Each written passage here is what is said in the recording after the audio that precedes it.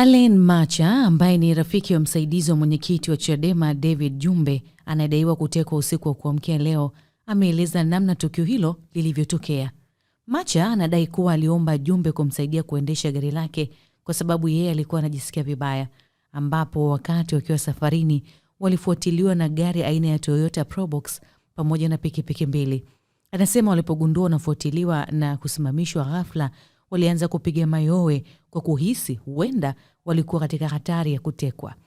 Macha amesema hayo leo mbele ya waandishi wa habari katika ofisi za makao makuu ya Chadema jijini Dar es Salaam. Lakini kwa bahati nzuri, jana wakati ninakaribia kutoka ofisini kwangu kurudi nyumbani, akanitafuta kwenye simu na kunieleza ya kwamba yupo katika gereji moja ambapo gari yake inarekebishwa.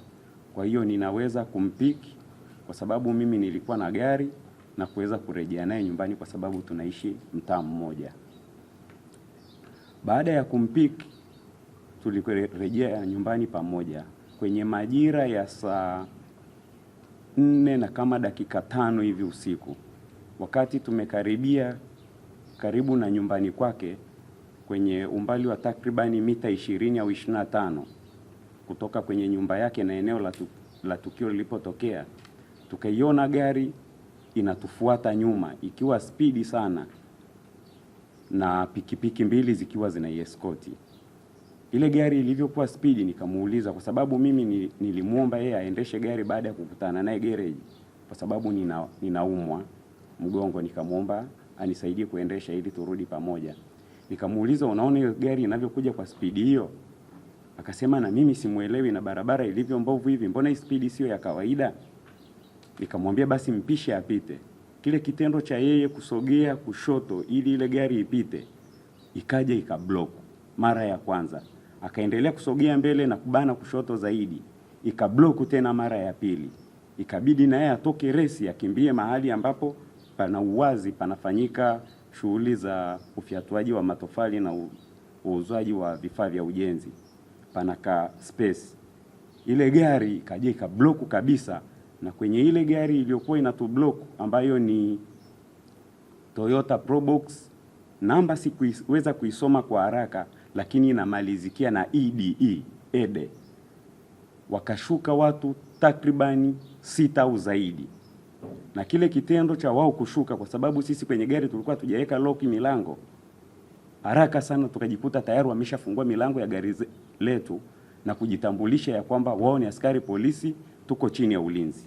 Lakini kwa ghafla kile kitendo walivyokuwa wanakifanya kilikuwa yani kama vile ni jambo la kimafia, kama vile mtu anavyoangalia movie za utekaji zilivyo.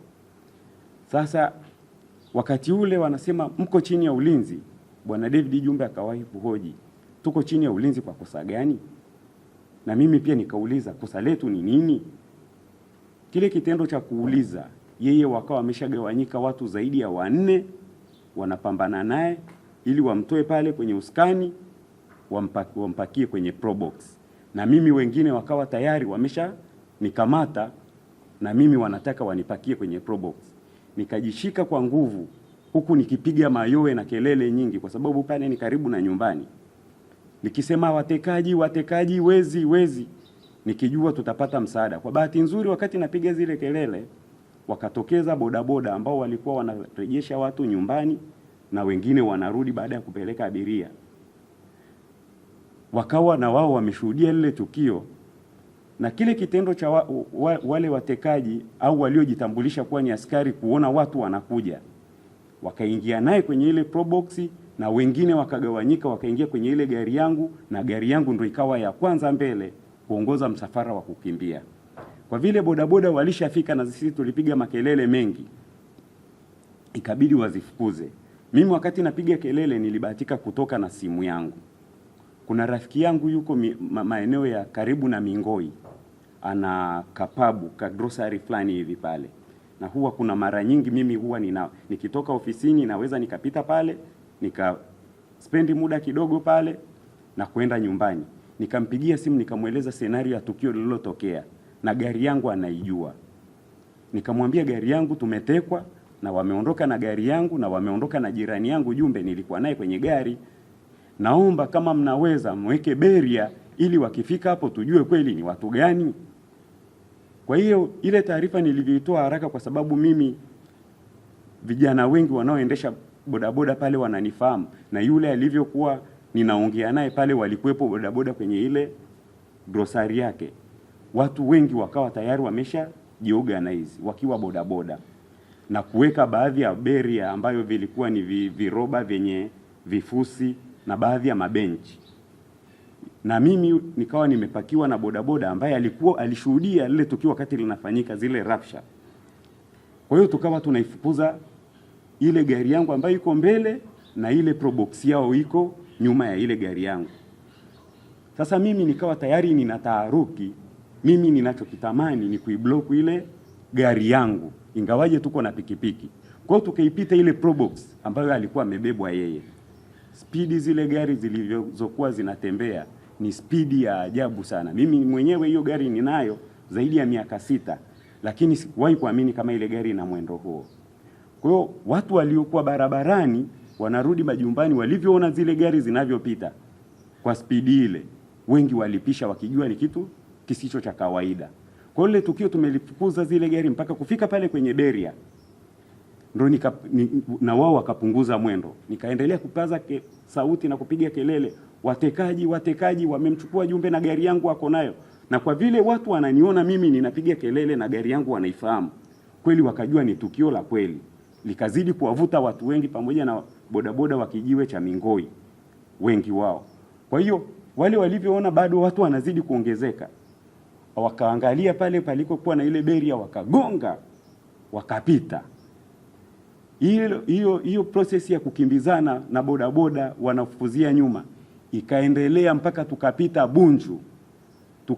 Wakati inafika Bunju, ikawa barabarani kulikuwa kuna trekta linarudi majira ya kwenye saa 4 na dakika 10 na kitu. Kwa hiyo sisi wale bodaboda wakawa hawawezi kwenda tena kwa kumaintain ile spidi waliokuwa nayo, lakini wale wakatoa kushoto na wakaenda kwa spidi ile ile. Bahati nzuri yule mimi ndugu yangu au rafiki yangu nilimpigia simu nikimwambia tumetekwa na gari yangu imeondoka, ambaye alikuwa ndio mmiliki wa ile grocery, ni mwanajeshi.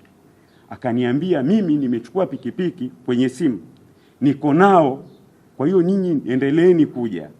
Kwa hiyo sisi na mimi nikawaomba wale bodaboda wasiache kutupa support, tuweze kukimbiza, tujue kama wataingia kituo cha polisi tujue basi ni polisi wenyewe, tujue jambo likoje ili nikaweze kuripoti.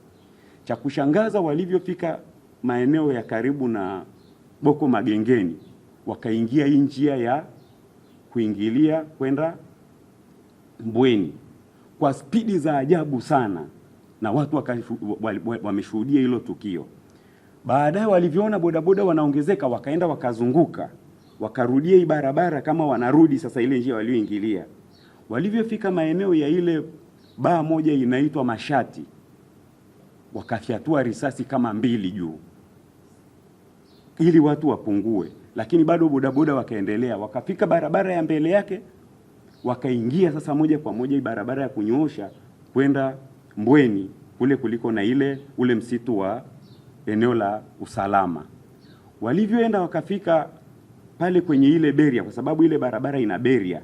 Walivyofika kwenye beria hawakwenda tena kwa spidi ile, wakapunguza spidi na baadaye wakazima magari, wakapaki, wakashuka wote ndani, wakafyatua risasi nyingi sana kuelekea kule ambako bodaboda walikuwa wanazifukuzia. Kwa bodaboda wengi na watu ambao walikuwa wanasogea wakaona ile taharuki, tukaanza kurudi nyuma kwa kukimbia pia. Walioweza kugeuka na bodaboda, walioweza kukimbia kwa miguu. Lakini baadaye bodaboda wakasema hapana, tusikimbie. Maana walivyofyatua zile risasi walifika mahali wakatulia. Lakini lile eneo ni eneo la usalama na panaberia. Bodaboda hawakudhubutu kuingia, na kwa ile situation ya wao kufyatua risasi ikapelekea pia watu kuwa na hofu ya kwenda.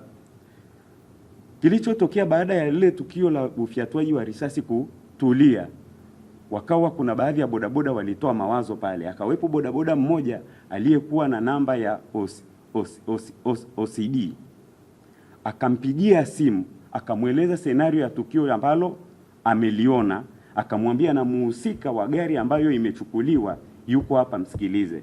Sikuweza kujua alikuwa amempigia OCD wa wilaya ipi, lakini mimi nikamwelezea scenario ya jambo lilivyo. Akanisikiliza, baadaye akaniambia sawa. Tulivyoendelea kukaa pale, baadhi ya ndugu mimi wakawa wameshapata taarifa ya kitu kilichotokea. Nikawa ninapokea simu za kuniambia nirudi nyumbani, kama mimi nimeweza kutoka nirudi nyumbani.